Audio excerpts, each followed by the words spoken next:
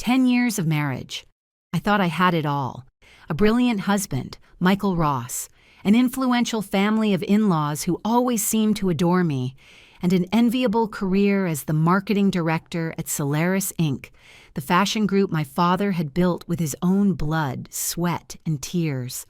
I was living immersed in that satisfying life until a Friday afternoon when everything collapsed with a single text message. I was presiding over the strategy meeting for the last quarter of the year when my phone, resting on the mahogany table, vibrated silently. It was from Jessica, my best friend since college.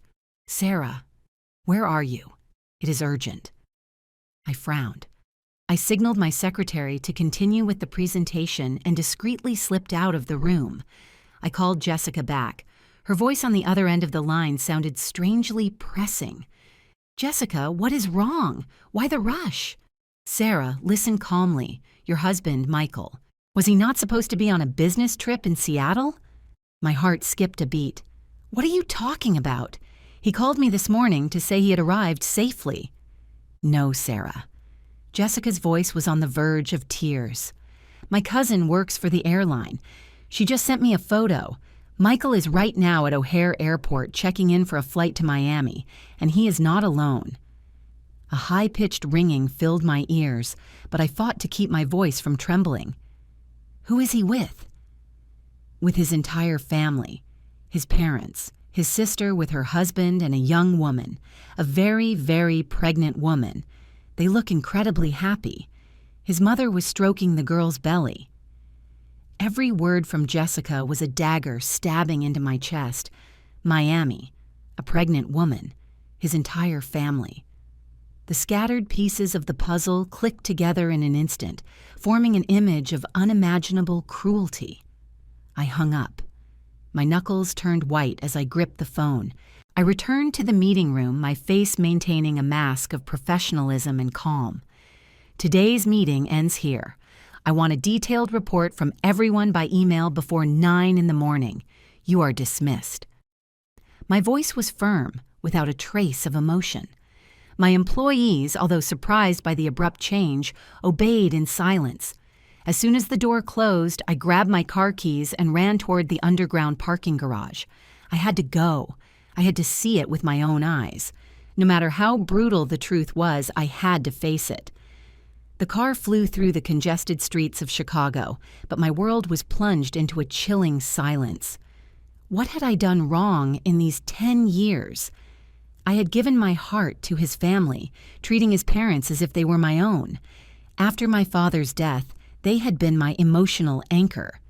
I had carried Solaris Inc. on my back, working side by side with Michael to grow the group so that he would feel proud of his wife. We did not have children.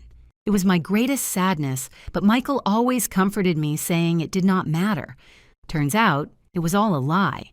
It is not that he did not care. It is that he had already found someone else to give him a child. The airport was a hive of people and noise. I put on a baseball cap, covered my face with sunglasses and a mask, and blended into the crowd. I found them in the business class boarding area. There was the Ross family, gathered in a circle of radiant happiness. There was Michael, the man I slept with every night, with his protective hand on the shoulder of a young, beautiful woman whose belly was a mountain. My mother-in-law, who always held my hand and asked me to take care of my health, was now offering that woman a glass of warm milk with infinite tenderness. My father-in-law, whom I respected like a father, was chatting animatedly with his daughter's family. They were a perfect, happy family, and in that image, I was a complete stranger. I watched in silence from a distance the way Michael looked at that woman, a look I had received once, but had not seen again in a long, long time. A look full of love, adoration, and hope.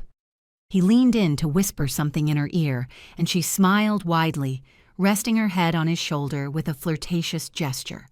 The scene did not make me scream or lose my mind. It simply cooled my heart until it turned into a block of ice.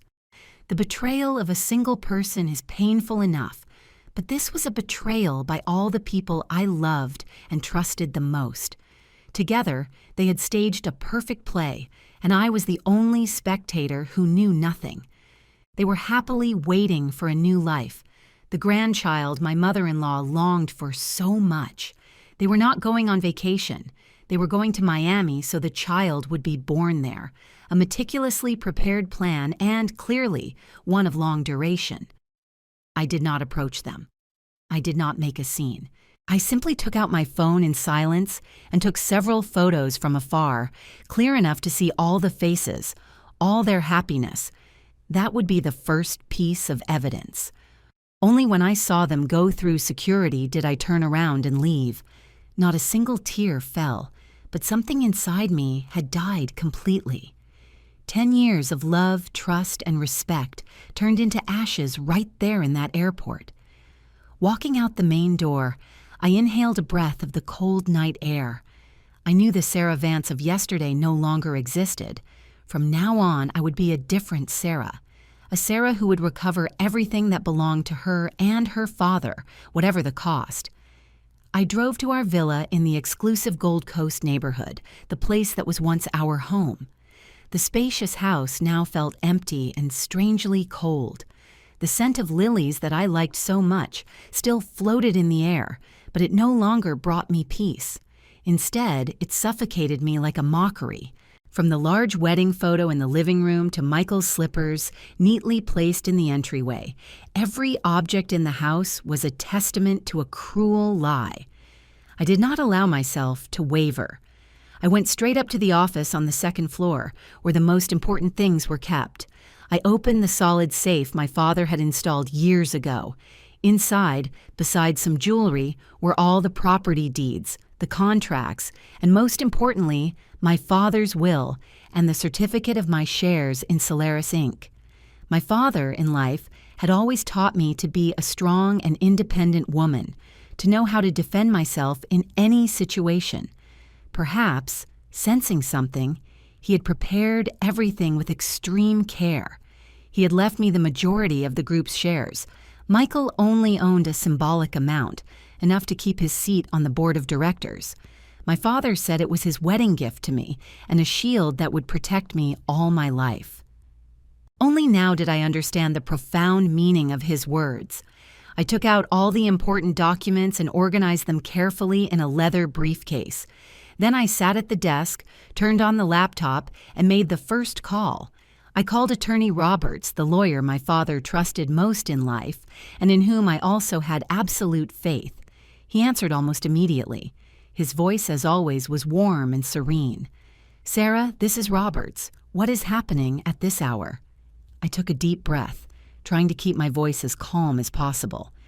"Mr. Roberts, I need your help. It is a very important and urgent matter." Detecting the strangeness in my tone, the lawyer's voice turned serious. "All right, tell me. I am listening." "I want you to prepare a divorce lawsuit, and I have suspicions that my husband, Michael Ross, has been embezzling funds from Solaris Inc. and committing tax fraud. I need you to help me investigate and gather evidence." There was a brief silence on the other end of the line. Attorney Roberts must have been very shocked. He had witnessed our beginnings. He was even the legal representative at our wedding. "Sarah, what exactly happened? Could it not be a misunderstanding between you two?" "It is no misunderstanding," I replied, my voice several layers colder. "He has another woman, and they are going to have a child soon. His entire family has been deceiving me, and they have taken her to Miami to give birth. I saw them myself at the airport this afternoon." I heard the lawyer's deep sigh. "I understand. What a shock this must be. Okay, first calm down. Leave it all to me. Above all, do not let them know you have discovered it. Act normally. I will contact a specialist in the U.S. to gather evidence.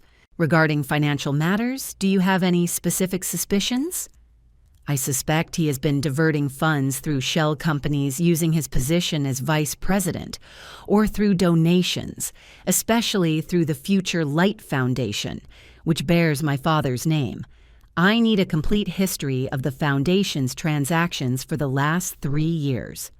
"Agreed. I will handle it immediately.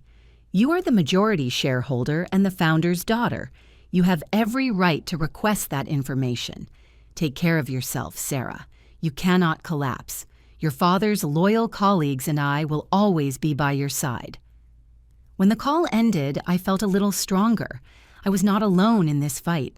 Immediately, I began my own work. Using my master administrator access to the company's server system, I made a secret backup of all email data, work chat logs, and files related to Michael from the last 3 years. I also reviewed the security camera systems of the company and the house. Scenes of Michael making secret calls, exits for suspicious reasons. Everything was carefully saved. The night advanced, and the villa plunged into silence. I sat alone in the middle of the spacious living room. The light emanating from the laptop screen illuminated my expressionless face. The pain still burned in my chest, but it could no longer destroy me. It had transformed into the flames of anger and determination. They had started this farce, but I would be the one to write the ending, and I swear that ending will be a nightmare they will not forget for the rest of their lives. My drama had just begun. On Monday morning, I met with Attorney Roberts in his office. Seeing me, he could not hide the fatigue and concern on his face. He poured me a cup of chamomile tea and said softly, "Sarah, I know this is incredibly difficult, but you have to be strong. I have taken a preliminary look at the financial reports of the foundation you mentioned. In the last 3 years, enormous sums of money have been disbursed under the concept of support for young talent and study abroad scholarships, and the beneficiary of all of them is a single person, an Ashley Miller. Does this name ring a bell?" Ashley Miller. My heart shrank upon hearing it.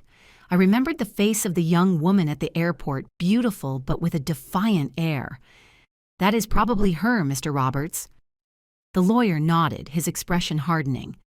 "I thought so. I contacted the person I told you about. His name is Morales, a very competent and discreet private investigator specializing in these types of cases. He has accepted the job and has already started working. We will have news soon." I did not have to wait long. Just 2 days later, I received an encrypted email from Morales via Attorney Roberts. It contained a compressed file full of photographs and a concise report. With the mouse trembling in my hand, I opened the photos one by one. The first showed a luxurious villa in a quiet residential area of Miami. A white sports car was parked in front of the door. The model Michael had once described as the car of his dreams. Second photo. Michael and Ashley pushing a shopping cart in a supermarket. They looked like a newlywed couple decorating their love nest. Ashley rested her head on Michael's shoulder, and his hand rested on her belly, a gesture full of tenderness. The following photos were even crueler. The entire Ross family enjoying a dinner in the backyard of the villa. My mother-in-law serving food to Ashley. My father-in-law laughing out loud. My brothers-in-law were also there, chatting intimately with their new sister-in-law. They were a real family, and I was just a stranger.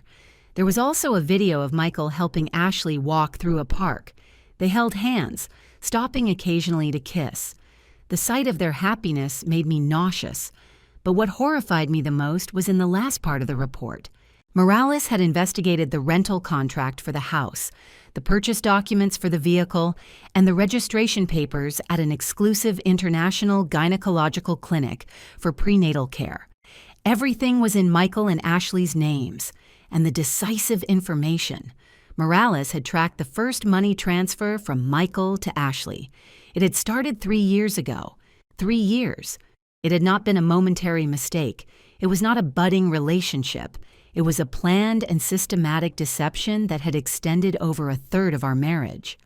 During the last 3 years, while I worked tirelessly at Solaris Inc., while I spent sleepless nights wishing for a child, my husband was building another family behind my back. During the last 3 years, while I believed my in-laws were my unconditional support, they were busy covering up their son's sin and joyfully waiting for a grandchild that was not mine. All their worry and kind words were nothing more than a terrible performance. I closed the laptop and leaned back in the chair. My luxurious office suddenly felt suffocating. I did not cry. Tears now were a useless luxury. The pain had transformed into another emotion, much colder and sharper. It was called determination. The evidence was there. It was irrefutable. Not only would it be the weapon to end this marriage, but it would remind me every day of the cruelty of those people. They had stolen 10 years of my youth, my trust, and my love.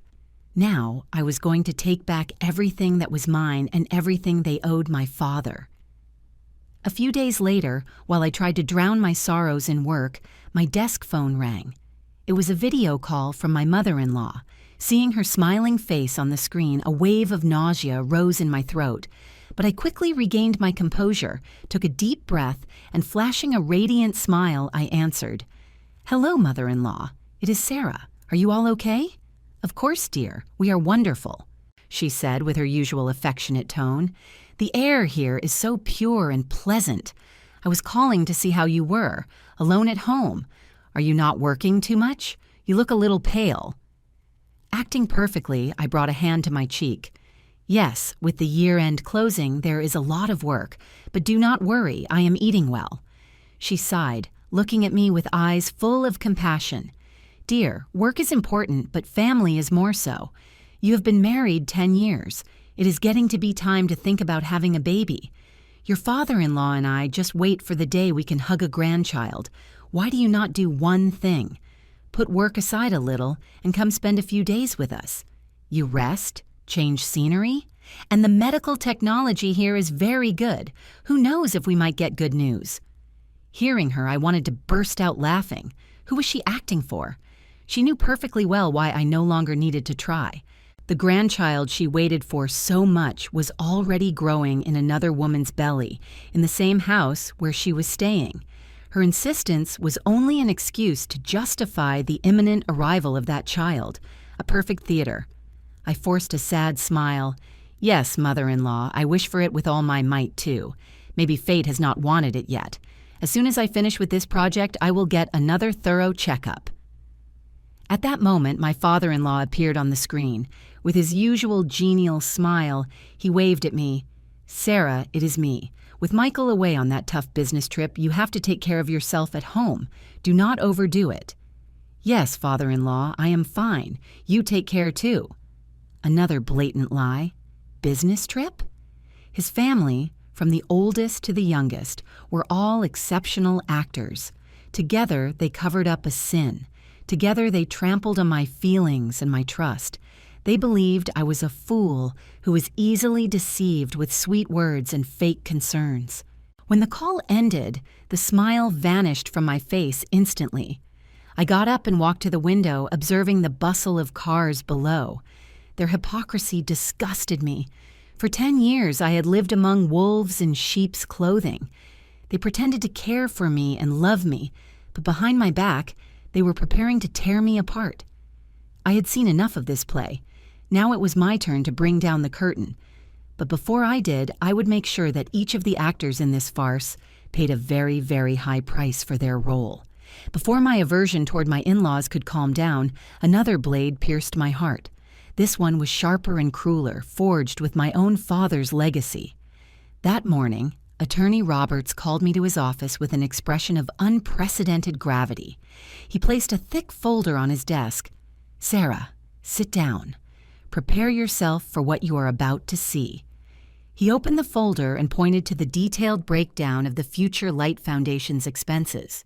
As we already knew, Michael Ross has been sending money to that woman, Ashley Miller, under the pretext of scholarships. But the scale is much larger than we imagined.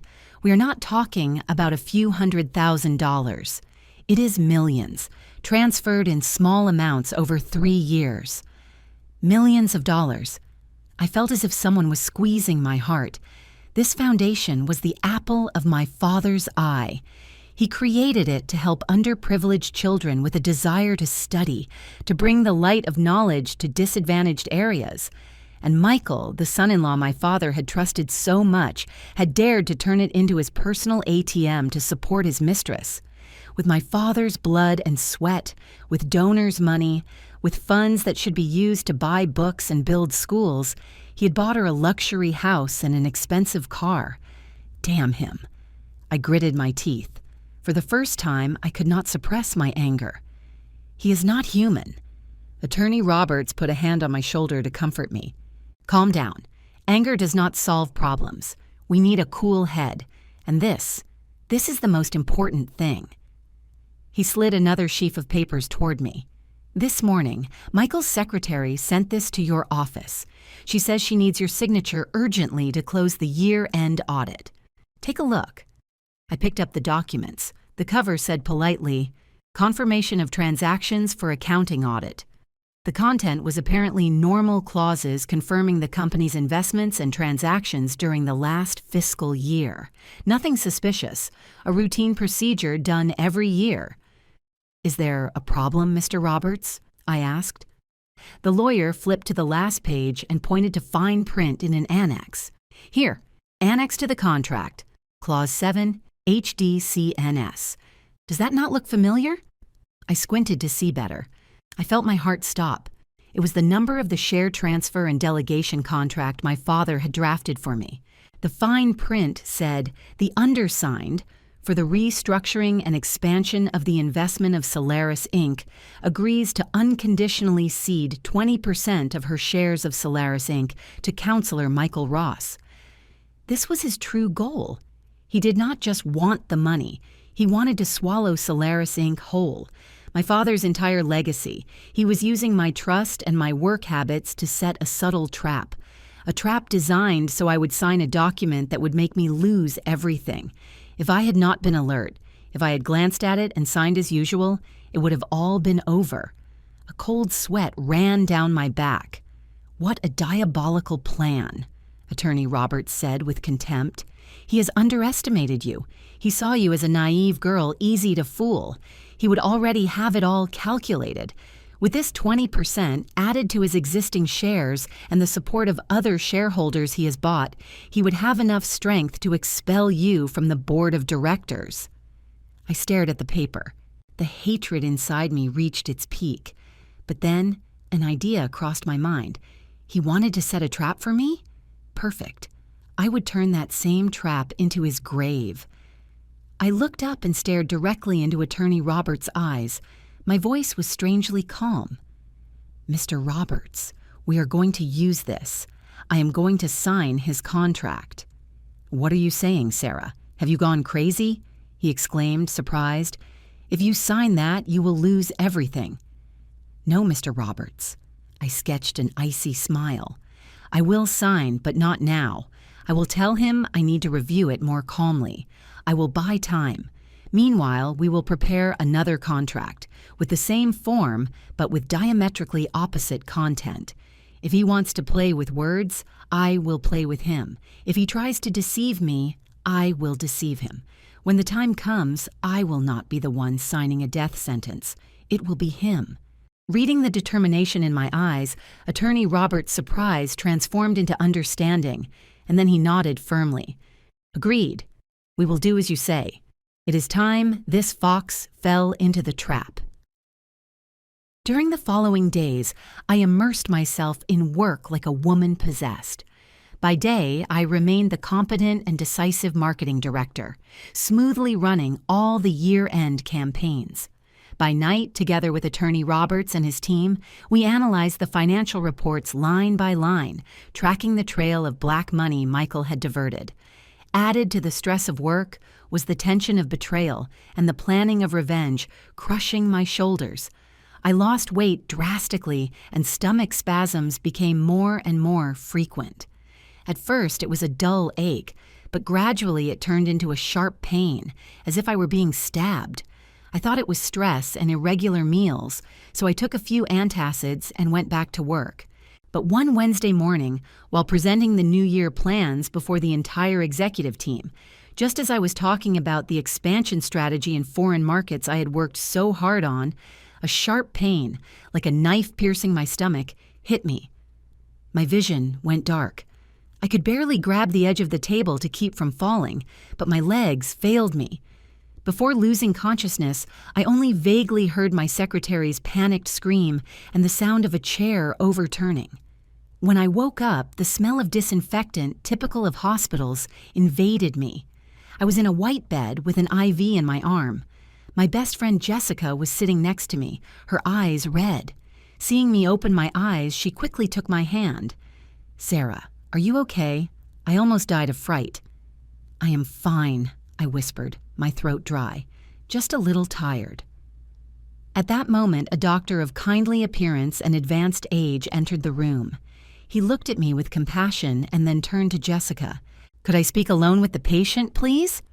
Jessica nodded and left reluctantly. When we were alone, the doctor sat on a chair and looked at me. "Ms. Vance, I am Dr. Matthew Carter, head of the digestive department. We have performed some tests and an endoscopy. The result is that we have found a tumor in your stomach." I felt as if my heart stopped. "A tumor? Is it serious, doctor?" I managed to ask with a trembling voice. Dr. Carter sighed. "We have sent a sample for biopsy, but based on the images from the endoscopy and my experience, it is very likely early-stage stomach cancer. It is very similar to the case of your late father, Mr. Vance. He was also my patient." Stomach cancer. The same disease that had taken my father 5 years ago. History was repeating itself with infinite cruelty. The shock was so great and sudden that the tears I had repressed for so long flowed uncontrollably. I was strong, yes, but faced with the fragility of life, I was nothing more than a vulnerable woman. The old doctor waited in silence until I stopped crying. When I calmed down a little, he continued softly. "Sarah, I know it is a huge shock, but medicine today has advanced much more than 5 years ago. Since we detected it in time, the cure rate is very high. We will perform surgery to remove the tumor as soon as possible, and then follow with chemotherapy to eliminate any remaining cancer cells. You have to have faith. You have to be positive." I wiped my tears and looked out the window. The sky was still blue, the sun warm, and life went on. I could not die. At least not now. I still had too much to do. With those who had hurt me and my father still roaming free, I could not die like this. This blow was not going to sink me. On the contrary, it would make me stronger. It gave me a reason and a deadline to end it all. I looked back at Dr. Carter. My gaze had become firm. "Thank you, doctor. I will have the surgery. But could you give me 2 weeks? I have a very important matter I must resolve. Only 2 weeks." Dr. Carter hesitated for a moment, but seeing the unwavering determination in my eyes, he finally nodded. "All right, 2 weeks. But afterwards you will have to be admitted immediately. Not a day of delay. Remember that your life is the top priority." "Yes, I promise." When the doctor left, I closed my eyes. A new, bolder, and more urgent plan began to take shape in my mind. 2 weeks. It was all the time I had to finish everything. My revenge plan was no longer just a fight to recover my assets.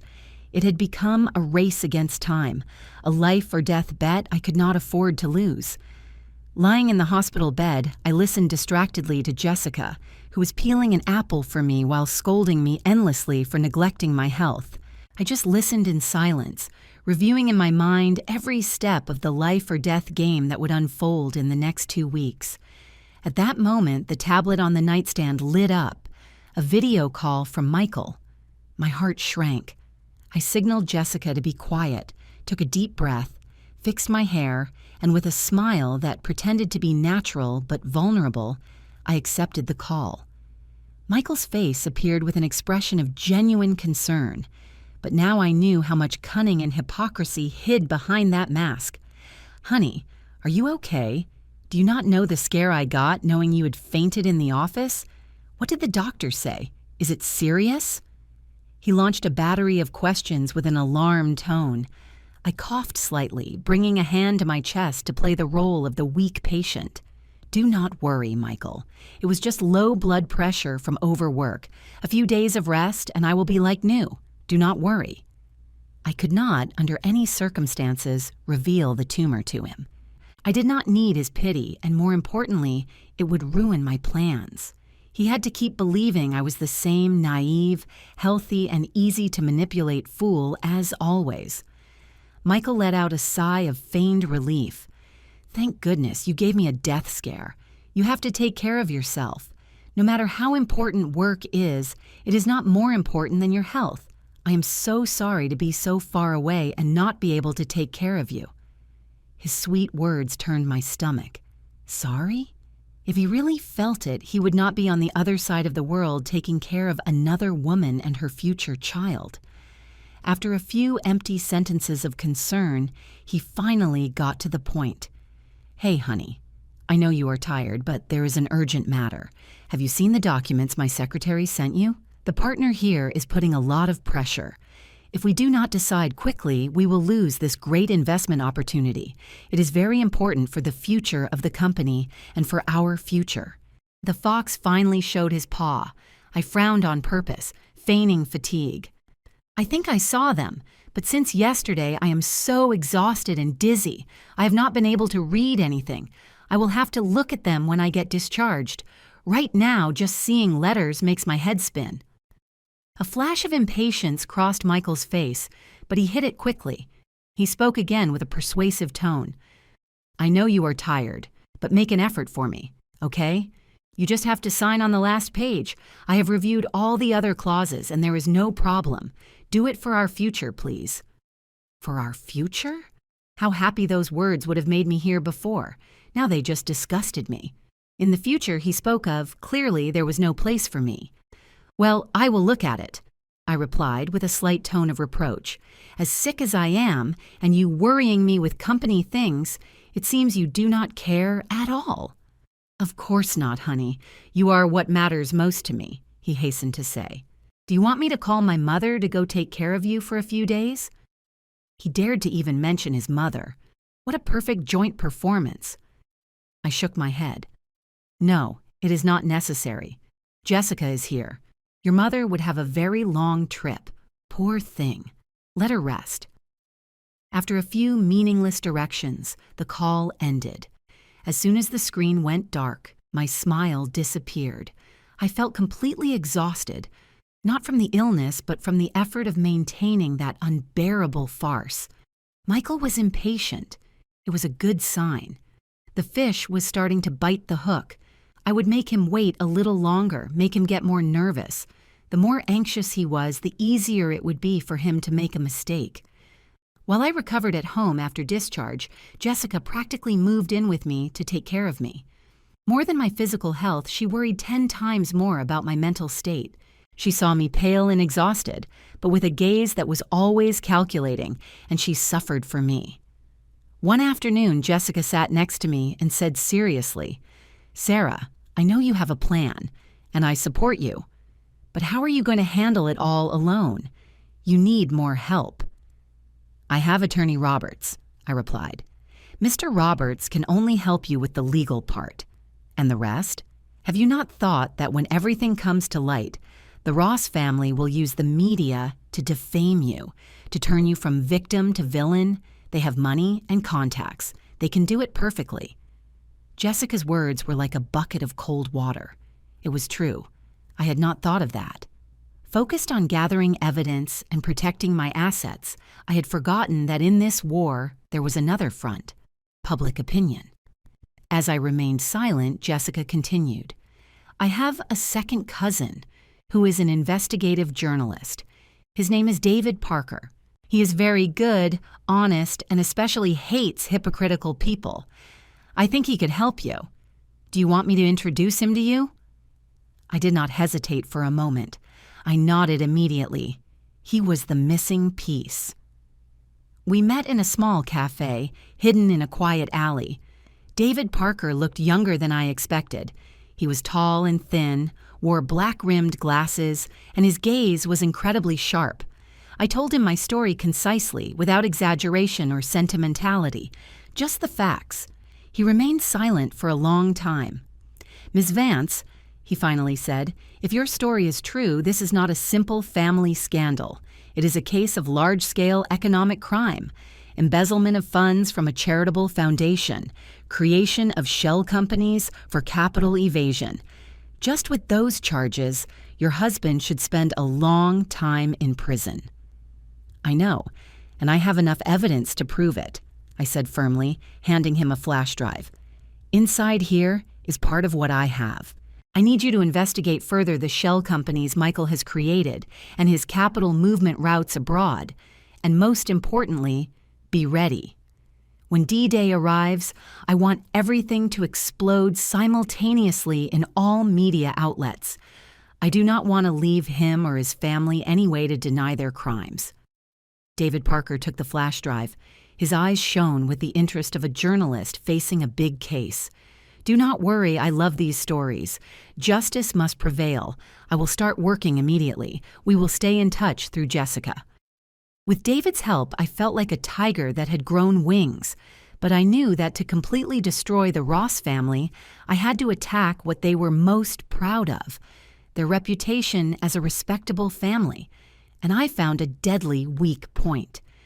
Through my father's old contacts, Attorney Roberts discovered a shocking secret about my father-in-law.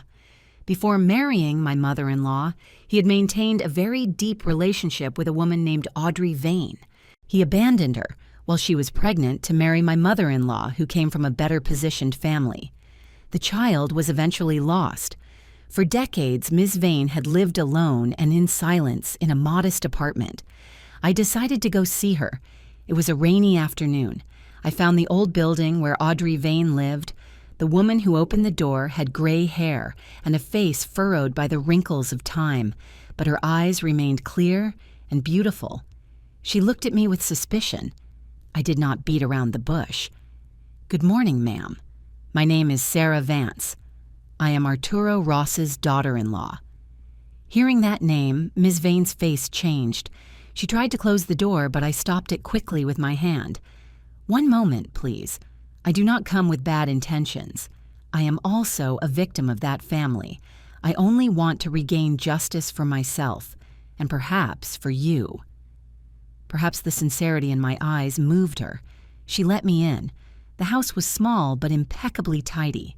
While I told her my story, Ms. Vane remained silent, occasionally wiping the tears that ran silently down her cheeks. When I finished, she opened an old wooden box and took out a bundle of yellowed letters and a few black and white photos. "This is all that man left me," she said. "Oaths of eternal love, promises of a happy future. In the end, only abandonment and pain remained." She handed them to me. "Take them. If this helps unmask his true face, my decades of sacrifice will not have been in vain." I accepted her memories. My heart felt heavy. I thanked her with a bow and left. Outside, the rain had stopped. With my father-in-law's love letters in hand, I knew I had obtained another sharp weapon. I was not only going to socially bury Michael, I was going to rip off the mask of hypocrisy that his entire family had worn for decades. The next day, I received a call from Dr. Carter. The biopsy results were ready. I drove alone to the hospital. My mind was strangely calm. I was prepared for the worst. And when Dr. Carter, with a compassionate expression, confirmed in a low voice the initial diagnosis, early-stage gastric adenocarcinoma, I simply nodded. There were no tears or panic, only a cold and clear reality. The clock had started its 14-day countdown. That night, I told Jessica. I could not keep hiding it from her. Sitting in the quiet living room of the villa, I showed her the medical report. She stared at it and then looked at me, her eyes full of confusion and disbelief. "No, it cannot be," she stuttered, with a trembling voice. "Sarah, This has to be a mistake, right? Surely they made a mistake at the hospital." She crumpled the paper and burst into tears. "You have to get surgery now. Nothing else matters. Your health comes first. To hell with that bastard. To hell with the company. First you have to live." I took her trembling hands and squeezed them tightly. "Jessica, listen to me. I am going to have the surgery. I promised the doctor, but not now." "Why?" she shouted exasperatedly. "Why not now? Do you realize you are gambling with your life?" "Precisely because of that." I looked directly into her eyes, my voice firm and clear. "Precisely because of that, I cannot go into an operating room just like that. Jessica, Solaris Inc. is not just an asset. It is my father's life work. I cannot allow it to fall into the hands of a scoundrel who has deceived me and embezzled funds from my father's foundation to support his mistress. If something happened to me in the operation, Michael, as my legal heir, would receive part of my assets. He would use it to continue controlling the company. If that happened, I could not die in peace. I prefer to die than to have my father's legacy stained by a guy like that. Faced with the determination of my words, Jessica was left speechless. She looked at me and, perhaps for the first time, saw the flames burning in my eyes. They were not the flames of blind hatred, but of responsibility and protection. I only have 2 weeks, I continued, lowering my voice. In these 2 weeks, I have to finish everything. I have to make Michael come back, trick him into signing the papers that strip him of all his rights. Only after protecting my shares will I enter the operating room calmly. Whatever happens, I will have fulfilled my duty as a daughter. Do you understand? Jessica, without saying a word, hugged me and broke down sobbing. I patted her back. I knew she loved me and worried about me, but in this game, the only one who could play was me. It was a life-or-death bet, with my life and my father's legacy at stake, and I had no choice but to win. That night, after Jessica fell asleep, I sat alone in my father's office. I opened a drawer and took out an old photo of him. In it, my father smiled radiantly with a gentle and warm look. I caressed his face in the photo. "Dad," I whispered, "trust me. I will not disappoint you. I will protect Solaris Inc. I will protect everything you left, whatever the cost." The first and most crucial step in this life-or-death bet was to protect the heart of Solaris Inc., the shares my father had bequeathed to me. If Michael got hold of them, everything else would lose its meaning. I could not confront him directly on this matter. He had the advantage of being my legal husband. I needed a surprise move, one he did not expect at all. The next morning, I organized a secret meeting with Attorney Roberts. The place was neither the company nor his office, but a villa at a resort on the outskirts, an old property of my father's. I only invited 3 people: Mr. Jim, factory director and one of the founders who had followed my father from the beginning; Ms. Alice, financial director, famous for her integrity and prudence; and Mr. Torres, logistics director, a loyal and upright man. Not only were they important shareholders, but also people I respected, who had seen me grow up. When the 3 entered, they all had an expression of concern. They had heard I had fainted and thought I had summoned them for a health problem. I made them sit down, served them tea myself, and went straight to the point. "Gentlemen, Ms. Alice, I have gathered you today for a matter on which the survival of Solaris Inc. depends." I put the irrefutable evidence on the table. The photos of Michael and his mistress in Miami, the bank statements of the millions of dollars diverted from the foundation, and finally, the forged audit confirmation with the annex to cede 20% of my shares. Seeing that, the faces of the 3 changed. Concern turned into stupefaction and then anger. Mr. Jim, the most temperamental, slammed the table hard. What a scoundrel! After the president trusted him so much, he even gave him his only daughter. How does he dare commit such an atrocity? That man does not deserve to be in Solaris Inc. for one more day. Ms. Alice Calmer had an icy glint in her sharp eyes. "It is an incredibly cunning and evil method. He must have planned it for a long time. If you had not discovered it in time, Sarah, Solaris Inc. could have already changed hands." I waited for their anger to calm down a little and explained my plan to them. "I know Michael Ross is not going to give up on this conspiracy. Soon I will have to be absent for a while for medical treatment. During that time, I cannot allow my father's assets to be in danger. That is why, even if it is a very risky request, I have no other choice. I want to ask you a favor." I paused and looked each one directly in the eyes. "I want you to temporarily hold 30% of my Solaris Inc. shares. under the supervision of Attorney Roberts in the form of a trust agreement with full legal validity. This way, my shares will stop being Michael's target, and what is more important, the central power of the group will remain in the hands of the people most loyal to my father. The three remained silent. They understood the gravity of the matter. Receiving such a huge amount of shares was not only an honor, but also a heavy responsibility that carried risks. At that moment, Attorney Roberts intervened and explained in detail the legal clauses of the trust agreement, guaranteeing that everything would be transparent and safe for both parties. After a long moment of reflection, Mr. Torres, the quietest of the three, spoke first. I remember President Vance once told us that Solaris Inc. was his life and that Sarah was his heart.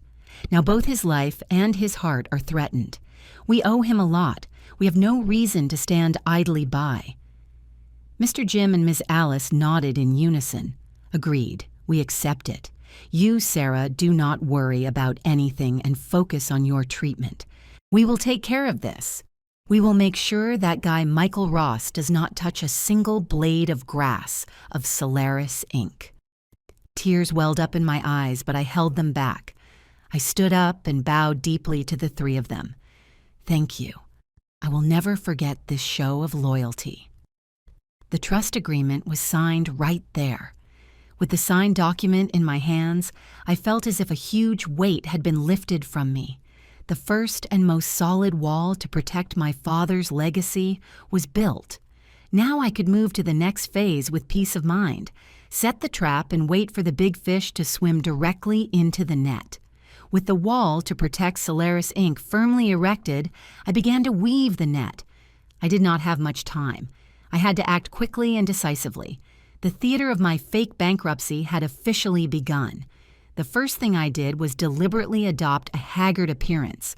I did not need to act. The illness in my body, the sleepless nights, and the extreme stress had already engraved exhaustion and weakness on my face. I stopped wearing makeup and chose loose, dark-colored suits to hide my increasingly thin body. Every time I went to the company, I walked with a heavy step, with deep, dark circles and a lost gaze. The image of the always vibrant CEO had completely disappeared, replaced by that of a woman crushed by a heavy burden. Next, I began to spread rumors, not blatantly. A few words thrown carelessly to the right person at the right time were enough. At a lunch with some longtime partners, known for their loquacity, I let slip a lament about a major export contract to Europe that had gone wrong, severely affecting the company's cash flow. I said with a sad expression that I was looking for financing everywhere, but the situation was not good. Just with that, the rumor that Solaris Inc. was in financial crisis spread like wildfire through the business world. To add verisimilitude, under Ms. Alice's supervision, I ordered the finance department to delay some non-essential payments to minor suppliers. Of course, Ms. Alice met with them in secret to explain the situation and guarantee their rights. But to outsiders, it was an unequivocal sign that Solaris Inc. was running out of funds. But the coup de grace was putting the villa up for sale. I called the city's biggest real estate agency and asked them to list our marital villa at a price almost 30% below market as an urgent sale. I emphasized that I needed to sell it in 2 weeks to solve the company's problems. The news that a luxury villa in a prime area was going on sale at a bargain price immediately shook high society circles and real estate news portals. Everyone believed the story that the late President Vance's daughter was selling down to her last asset to save her father's legacy. Everything was going according to plan. The company employees began to whisper, and the work atmosphere became tense. Some were already looking for new jobs. Competitor companies gloated, and I, in the center of the storm, maintained an expression of suffering in public. But inside, I was strangely calm. The bait was scattered everywhere, and the net was ready. I just had to wait for the greediest and stupidest fish to jump in by itself. Every day that passed, the pain in my stomach reminded me that my time was running out. I was not afraid, only impatient. He had to come back. He had to come back. I did not have to wait long. 3 days after the news of the villa spread, I received a call from my mother-in-law in the middle of the night. I let it ring for a good while on purpose, before answering with a sleepy and tired voice. "Hello? Who is it?" "Sarah, it is me." "What the hell are you doing? Why is there a rumor that you have put the house up for sale and at a laughable price on top of it? Have you lost your mind?" On the other end of the line, her voice was shrill and full of panic. I remained silent for a moment and then began to sob. "I am sorry, mother-in-law. I am sorry." And with an "I am sorry, everything is fixed"? Explain to me what happened. Is the company really that bad? I began the drama I had prepared. I told her between broken sobs about the cancellation of the European contract, the partners' demand for compensation, the bank's pressure to repay loans. I painted a bleak picture of a powerful group on the verge of collapse. It is all my fault, I know. Since Dad died and with Michael so far away, I have not been able to handle it all. I have ruined my father's life work. Mother-in-law, if I do not sell the house, I will not be able to pay the employees' salaries or the compensations. I think I will have to declare bankruptcy, mother-in-law. I heard her ragged breathing on the other end of the line. I knew my words had hit right on the nail of her greatest fear. The possibility of losing the money, the villa, the goose that laid the golden eggs that was Solaris Inc., her family's infinite ATM. Bankruptcy. "What are you saying?" "No!" she shouted. "Wait, I will tell Michael. He has to come back now. He has to come back to save the company." She hung up abruptly. I put the phone down and wiped away the fake tears. A cold smile appeared on my lips. Everything had been easier than I thought. Their greed and ignorance were my best allies. As expected, about an hour later, my phone rang again. This time it was Michael. His voice was also a mixture of concern and slight reproach. "Sarah, what are you doing? How have you let the company get to this point? How many times have I told you that if you had problems, you should tell me?" I continued playing the role of the weak and incompetent wife. "I am sorry. I did not want to worry you. I thought I could solve it alone. I am sorry." "Okay, stop crying," he interrupted me. His voice denoted impatience, but he still pretended to comfort me. "Do not do anything stupid.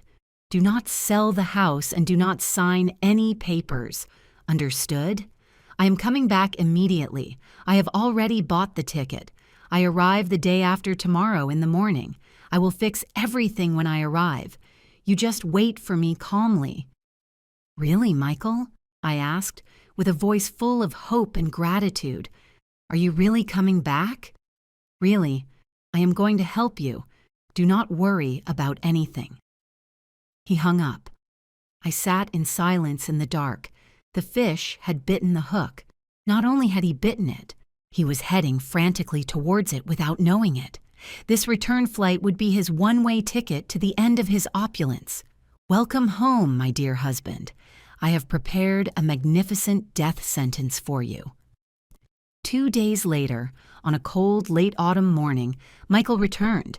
I went to meet him at the airport. I purposely wore a loose gray dress, without a drop of makeup, unashamedly showing my fatigue and dark circles. When Michael came out the arrivals gate, he looked tired from the long flight, but he could not hide his savior arrogance. He looked me up and down with a gaze mixed with pity and disgust. "What do you look like? You are not even capable of taking care of yourself." Instead of a greeting, he threw a reproach at me as he approached, dragging his suitcase. I played my role of guilty wife perfectly, lowering my head.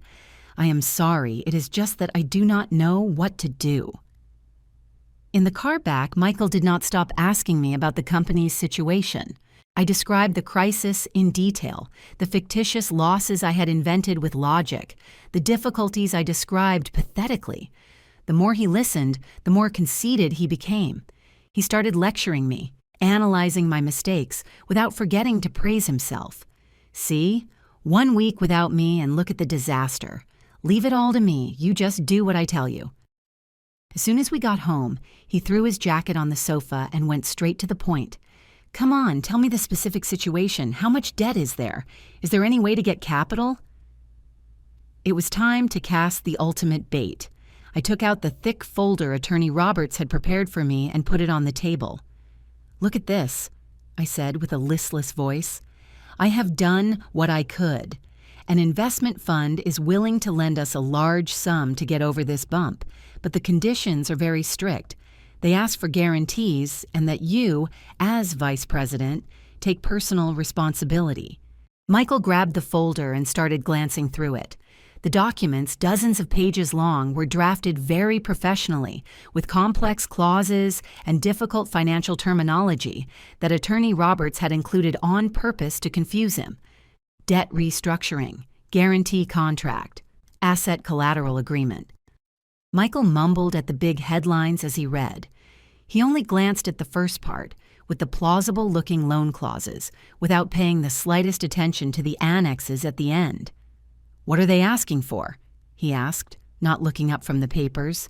"They ask for all our marital assets as collateral, the villa, the cars, the savings accounts, everything," I said with an expression of pain. "And to demonstrate the seriousness and management capacity of the management, they demand that you sign an affidavit assuming full responsibility for this debt. In the worst case, you voluntarily renounce the management of those assets and give them priority to collect the debt. They say it is an essential procedure to guarantee their investment." Michael frowned, thoughtful. Greed and overconfidence had clouded his judgment.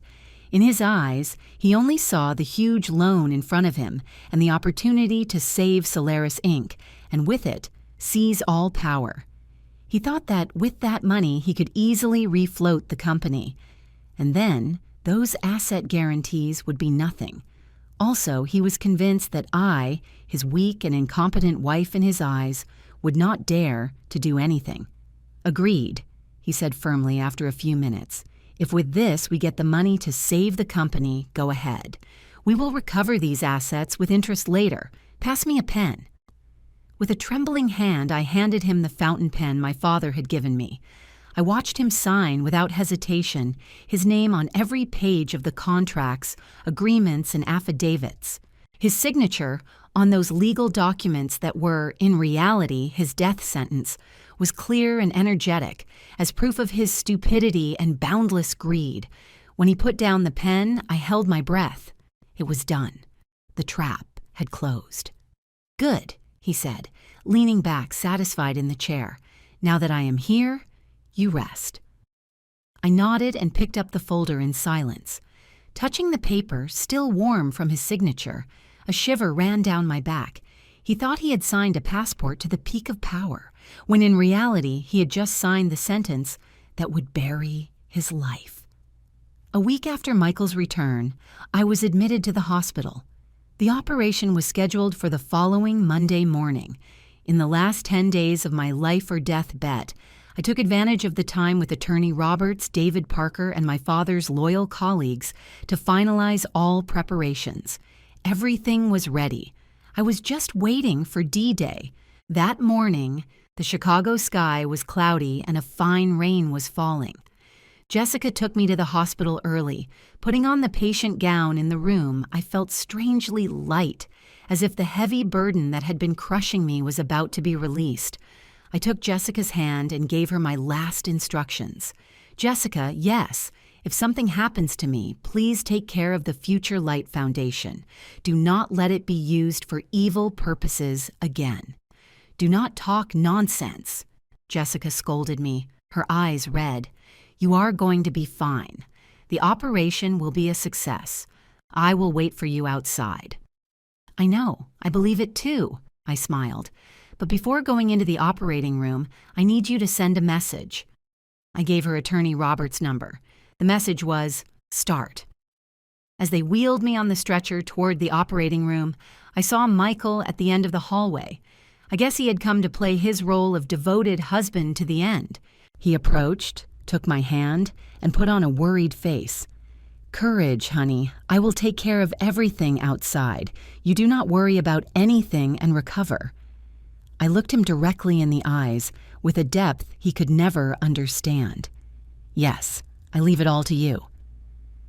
The heavy door of the operating room closed, isolating me from the outside world. The blinding light of the surgical lamp blinded me, and the smell of anesthesia began to invade the air.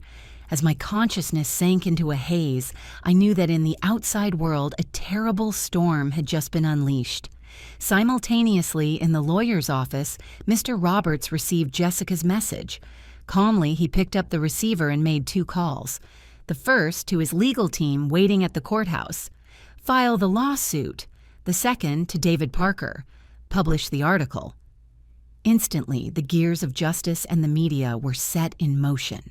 At the courthouse, a voluminous divorce lawsuit was filed, accompanied by a criminal complaint against Michael Ross for fraud, embezzlement, unfair administration, and adultery. All the evidence was attached. The photos and videos from Miami, the bank statements, and of course the debt restructuring contract Michael had just signed. At the headquarters of Solaris Inc., Michael was sitting triumphantly in my father's office, as if he were the king. He was planning an extraordinary board meeting to announce the restructuring and his takeover. Just then, the door to his office burst open, and several uniformed police officers entered. The inspector in front said with a stern face, "Mr. Michael Ross, we are the police. We have to take you with us for questioning regarding a complaint filed by your wife, Mrs. Sarah Vance. Please come with us." Michael froze, his face pale. "What? What are you saying? There has to be a mistake." But no one answered him. At the same time, his cell phone started ringing like crazy. On the screen, major digital media outlets launched shocking headlines. Solaris Inc. Vice President denounced for adultery and embezzlement of millions. The article was accompanied by the clear photos of him with his mistress and his family in Miami. Other articles uncovered his capital evasion network, his shell companies, and even the betrayal his father had committed in the past. The storm had unleashed with such speed and virulence that it gave him no time to prepare. All his bank accounts and those of his family were frozen for investigation. An order prohibiting exit from the country was issued. Everything collapsed in the blink of an eye. Michael stood in the middle of his office, stunned. Anger and panic exploded in his eyes. He roared like a beast and swept everything off his desk. He had understood everything. It was a trap. A perfect trap set by the wife he had always underestimated. And at that moment, I, on the operating table, was fighting for my own life. The red light over the operating room door remained on, indicating that the battle continued. Outside, the world of those who had betrayed me was burning in flames, and that was just the beginning. I woke up from a long, deep sleep. The familiar smell of disinfectant was there, but this time I did not feel oppressed. The soft morning sunlight entered through the window, illuminating the dust motes dancing in the air. The surgery area hurt, but my mind was strangely clear and light. Jessica was dozing, leaning on the bed, her hand still firmly holding mine. The room door opened silently, and Dr. Carter entered with a gentle smile. He checked the numbers on the monitor and then looked at me. "Good morning, Ms. Vance. You are a very strong woman. Congratulations. The operation has been a resounding success. We have removed the tumor completely and the surrounding lymph nodes are clean. You have won a very important battle." A hot tear rolled down my cheek. This time it was not a tear of pain or resentment. It was a tear of relief and rebirth. I had won. I had won the fight to reclaim my own life. While I recovered, the outside world had turned upside down. The storm I had unleashed devastated the Ross family, leaving nothing in its path. Jessica brought me the news every day with a voice full of satisfaction. "Hey, Sarah, do you know? They have that bastard Michael in pretrial detention. They say at the station he started screaming like an animal, but it did him no good. Mr. Roberts' evidence is so overwhelming he has no escape. His parents tried to pull all the strings they had woven for decades to get him out, but no one dared to help them. The whole country knows this case. With the scandal in the media, who is going to be stupid enough to get involved? I listened in silence, with a slight smile. That was what I wanted, that they too felt the helplessness, the feeling that the world turned its back on them, just as they had made me feel. And there is more, Jessica continued. They have frozen all their assets, accounts, houses, lands, shares, everything. In that mansion of theirs that looked like a palace, they have put embargo seals. The sisters-in-law, crying, ran to their parents' house, but it seems their own in-laws are pressuring them to divorce for fear of being splashed. What a bunch. They lived like queens, and at the first sign of trouble, they are the first to run away. The fall was faster than I had imagined. A family that had always boasted of its reputation and wealth was now the center of all criticism and contempt. My father-in-law, Arturo Ross, upon reading the articles exposing his treacherous past, along with the love letters Audrey Vane had given me, suffered a hypertension attack and had to be admitted urgently. My mother-in-law completely collapsed, locked herself at home, and refused to see anyone. The castle they had built with hypocrisy and cruelty had crumbled in a single night. Lying in the hospital bed, I looked out the window. The trees in the front garden were beginning to lose their leaves, announcing the arrival of winter. For them, it would be a harsh winter, but in my life, a new spring was beginning. More than satisfaction, I felt a strange serenity. Everything was returning to its place. Karma may take time, but it never forgets. 1 month after the operation, the first hearing of our divorce and asset division trial was held. Although I was not completely recovered, I decided to attend in person. I wanted to see with my own eyes Michael's miserable fall. That morning, Jessica chose an elegant white dress for me and applied light makeup so I would not look so pale. On purpose, I did not use a wheelchair. I walked, supported by Jessica and Attorney Roberts, with a slow but firm step. My image, that of a woman who, despite having suffered a serious illness, faced adversity with dignity, was immediately captured by the hundreds of journalists crowding the courthouse doors. The flashes did not cease, but I did not flinch. I kept my head high and my gaze serene, fixed straight ahead. The atmosphere in the courtroom was tense and suffocating. Michael entered later. He was a completely different man from a month ago. His hair, always impeccably combed, was messy, his face gaunt and unshaven. His eyes were bloodshot. When he saw me, the hatred in his gaze almost seemed to burn. If it were not for the guards flanking him, he probably would have lunged at me. The trial began. Attorney Roberts, with an imposing attitude and a firm voice, presented the arguments and evidence one by one. He projected on a large screen the photos of Michael and Ashley happily enjoying themselves in Miami, the bank statements of the fraudulent transfers, and finally, the debt restructuring contract with Michael's clear signature. With every piece of evidence, Michael's face contracted more. He tried to argue that it was all a trap set by me, that he had been deceived, but faced with a document with his own signature, all his words were meaningless. Michael's lawyer, probably hired in a hurry by his family, was a young man who tried to argue that, moved by jealousy at not being able to have children, I had conspired to frame my husband. But that logic was demolished instantly by Mr. Roberts. "Your Honor," the lawyer's voice resonated in the room, "my client, Mrs. Sarah Vance, has not only been unable to enjoy the happiness of being a mother, but for the last 3 years, she has suffered under the deception of her husband and his entire family. Not only that, but she has been on the brink of death after being operated on for stomach cancer, the same disease that took her father. While she fought against the disease, the accused, Michael Ross, was happily waiting abroad for the birth of the child he was going to have with another woman. I dare ask, what excuse can there be for such cruelty?" The room plunged into silence and all looks of compassion were directed toward me. I just tilted my head slightly and at the right moment let my shoulders tremble. At the end of the hearing, the court announced it accepted my initial requests. All disputed assets would remain frozen until the final sentence, and the villa and other jointly owned assets would remain under my temporary administration. It was a crushing victory. When I was leaving the courthouse with Attorney Roberts and Jessica, Michael could not contain himself any more. He broke free from the guards and, pointing his finger at me, shouted, "Sarah Vance, you will regret this. Crazy bitch. Do you think you have won? You will see."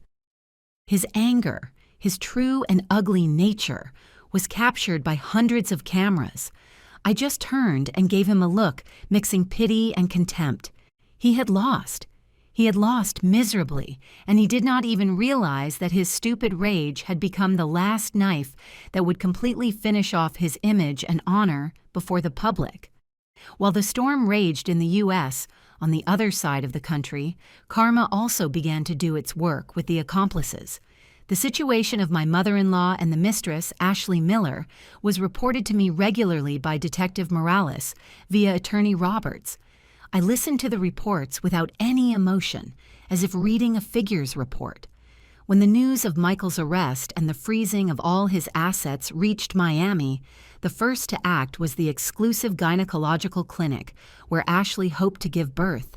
Her dream of a luxury birth, treated like a queen, shattered. With hospital bills unpaid and no prospect of payment, the clinic demanded my mother-in-law and Ashley leave the premises. In the midst of that chaos and tension, Ashley went into premature labor. A weak boy was born who had to be admitted to an incubator. But the hospital was not a charity. After providing the necessary first aid, they immediately demanded they process the discharge and transfer the baby to a more affordable public hospital. Morales sent me some very vivid photos. My mother-in-law, who had lived all her life in luxury, was now holding her son's mistress, weakened by childbirth. They were leaving the luxury hospital loaded with bags, looking pitiful. There was no longer arrogance on their faces, only confusion, fatigue, and humiliation. They could no longer return to the rented villa. The landlord, due to non-payment of rent, had kicked them out. An older woman, a young woman, and a premature baby. Finally, they had to look for a cheap motel in a noisy area, smelling of dampness. The life of luxury had ended and hell had begun. Without money and without anyone to help them, the latent conflict between the two women exploded. My mother-in-law, after the initial shock, began to blame everything on Ashley. "It is all your fault, you damn harpy." My mother-in-law's voice in a recording of their violent arguments that Morales obtained was sharp and malicious. "If you had not seduced my son, if it were not for that belly of yours, my family would not be like this. Do you realize? Michael in jail, the assets lost. You have ruined his life." Ashley, weakened physically and mentally after childbirth, no longer maintained her fake docility. She shouted back, "Look who is talking! Why do you not blame your son for being greedy and stupid? Did I force him to cheat on his wife and embezzle company money? When he gave me money and his whole family came here to live like kings, why did you not say anything? Now that everything has exploded, do you blame me and this child? You are the one with no luck." They insulted each other, humiliated each other, and even came to blows. They blamed each other for everything, from the baby's cries to having to eat instant noodles every day. Ashley's dream of turning her life around had vanished like smoke, leaving only the harsh reality of a premature baby and a bleak future. My mother-in-law had also lost everything: her son, her money, her honor, and even the grandchild for whom she had bet everything. Now that child had become a heavy burden in the midst of her misery. I read Morales' report and saw the photos of them living in that sordid motel room. I felt nothing in my heart. It was the price they had to pay. Together they had sown winds, and together they had to reap storms. 6 months after the first hearing, Michael's criminal case finally came to an end. During that time, I focused on my recovery and chemotherapy treatment. I lost a lot of hair and got thin, but my spirit remained very firm. With the help of loyal managers, I gradually rejoined work at Solaris Inc., stabilizing the company after the media storm. On the day of the sentencing, I did not go to court. I did not want to see his miserable appearance again. I simply watched the news on TV at home next to Jessica. With irrefutable evidence and clear charges, the court sentenced Michael Ross to 8 years in prison for fraud, embezzlement, and unfair administration. In the civil sphere, the court also decreed our divorce. Of the marital assets formed during the marriage, my assets and everything derived from Solaris Inc. belonged to me. Michael got nothing. On the TV screen, Michael listened to the sentence standing in the dock. He did not scream like last time. He just stood there, like a soulless scarecrow with a lost gaze. When the guards were leading him to the police van, my father-in-law, Arturo Ross, lost his composure. He tried to jump the security cordon to run toward his son. "Michael, son!" he shouted inconsolably. But upon being stopped by the police in the midst of confusion and despair, he suddenly turned and, as if seeing me, stared at the camera lens and shouted an enigmatic phrase. "Sarah Vance, are you satisfied now? Do you think you have won? To get that fortune? Do you think your father died in peace? Was that wretch Michael just a pawn used?" Hearing those words through the TV speaker, I froze. Jessica quickly turned off the television. "Do not pay attention to that old man. He is crazy. He says anything." But his words kept resonating in my head. "Do you think your father died in peace?" What did he mean? My father had died of the same stomach cancer I had suffered. The hospital diagnosis was clear. Why, in his moment of greatest despair, did he mention my father's death? Vague memories assaulted me suddenly. I remembered my father's last days. His illness had worsened much faster than the doctors expected. Back then, Michael played the role of the most devoted son-in-law. He always prepared the medicines and restorative broths himself, which, he said, had been recommended by a famous herbalist. At that moment, I only felt gratitude and emotion for his dedication. But now that I thought about it, something did not fit. I remember that once, after taking a special herbal broth Michael had prepared, my father complained of sharper stomach pain. When I asked, Michael explained that it was probably because my father's body was too weak. I also remembered another time my father took my hand. His look seemed tired and worried. He tried to tell me something about Michael and the company, but then he stopped. At that moment, I thought they were just my father's unfounded worries. Fragments of memories, small details I had overlooked, now came together, forming a terrifying question. What if my father's death was not a natural death from illness? What if there was a hand that intervened? And what if that person was precisely the son-in-law my father loved and trusted so much? I felt a cold chill down to my bones, more intense than when I discovered the betrayal or when I received the cancer diagnosis. If this was true, Michael's crime was not limited to deception and theft of assets. It was murder. I jumped up. My gaze became sharp. "Jessica, call Attorney Roberts. Tell him to come here immediately. It is urgent." I thought my war was over, but it turns out there was a final act left, much more terrible. I had to find the truth. Whatever the cost, I had to discover the truth about my father's death. Epilogue. 1 year later. A year had passed. Enough time for the scars on my body to fade and the wounds in my heart to begin to heal. My hair had grown back, not as long and abundant as before, but I liked this bob cut with character. It symbolized a new me. I had also regained weight, and after periodic checkups, my health was stable.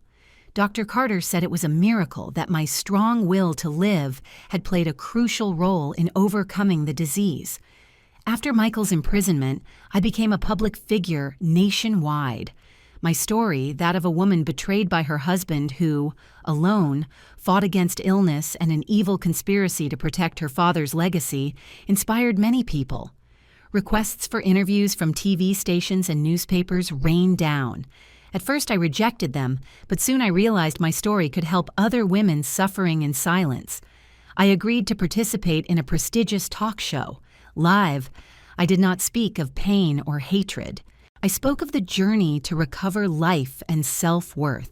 I spoke of the importance of economic independence, the need to be lucid in love, and the courage to defend oneself.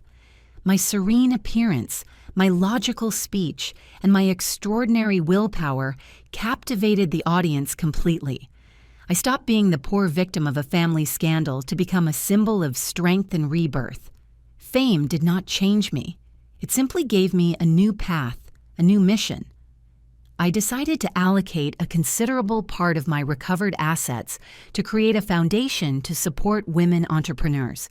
The foundation would not only offer financing, but also a team of lawyers, psychologists, and management consultants to comprehensively support women in marital difficulties, helping them start a new, autonomous, and independent life. On the day of the foundation's inauguration, I went up on stage and looked at the faces of the hundreds of women below. Their eyes shone with hope. I knew this was the sweetest revenge, transforming my pain into a force to help others. But amidst the busy work and social activities, there was still a ghost haunting my mind. The investigation into my father's death, which Attorney Roberts was conducting in secret, had reached a dead end. After 5 years, there was barely any physical evidence left. My father's medical record only recorded the normal course of a terminal cancer patient. The tonics Michael brought him were impossible to find. Everything remained a suspicion, a subtle pain in my heart that never calmed down. I knew that until the truth came to light, my father's soul could not rest in peace, and in my life a chapter would remain unclosed. After a year of relentless work, I decided to treat myself to a real vacation. I chose Paris, a city my father adored. I hoped that, walking the same streets as him, breathing the same air he loved, my soul would finally find true peace. One afternoon, under honey-colored sunlight while walking along the banks of the Seine, I entered an old bookstore hidden in an alley. The smell of old paper and time comforted me. While browsing a leather-bound book on Renaissance art, a soft, deep voice spoke to me in English by my side. "Excuse me, are you American?" I looked up, and for a moment I froze. The man in front of me had a familiar face, firm and intelligent. He, seeing me, seemed equally surprised. Sarah Vance.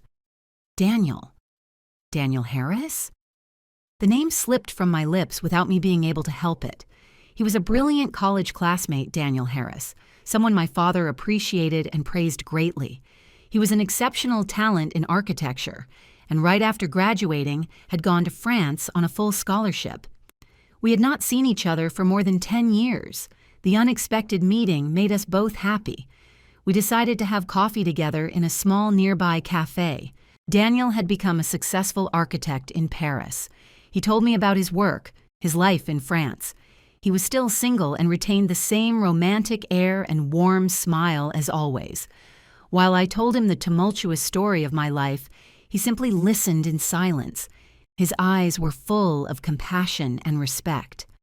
"You have been very strong, Sarah. Mr. Vance from heaven is surely very proud of you." Mentioning my father, sadness invaded me again. Unconsciously, I took out of my purse a small book on Oriental herbal medicine that I always carried with me. It was my father's favorite book. Turning the yellowed pages, I found a small folded piece of paper tucked deep inside. I did not remember putting it there at all. Curious, I unfolded it. It was my father's handwriting. On the paper were noted the names of several medicinal herbs. Next to them, notes on their effects. But on the last line, my father had circled 2 unknown herbs. Next to them, a big question mark and a note written in a hurry. Michael's soup. Ask Dr. Miles again. I felt my heart stop. Dr. Miles was a friend of my father, an expert in traditional medicine. I vaguely remembered reading somewhere that those 2 herbs, harmless separately, when combined with certain ingredients of the herbal broth Michael used to prepare and taken long-term, could slowly destroy the gastric mucosa, aggravate the condition of a cancer patient, and even nullify the effects of conventional medicine. "Daniel," I handed him the paper with a trembling hand. Look at this." Daniel took the paper, read it carefully, and frowned. He understood the gravity of the matter instantly. "This Dr. Miles. Do you know where he is?" "I am not sure, but Attorney Roberts could find him." "Sarah." Daniel put his hand over mine. His gaze was firm. "I have some friends in the European pharmaceutical industry. They can help analyze the toxicity of this combination further. Do not worry. You are not alone. We will find the truth together." I looked at him. A warm feeling, which I had not felt in a long, long time, bloomed in my heart. We left the cafeteria and walked together under the sunset slowly falling over the Seine. The shadows of two people lengthened on the cobblestones. The investigation into my father's death had found a new light. And, what was more important, now I had a trusted partner by my side.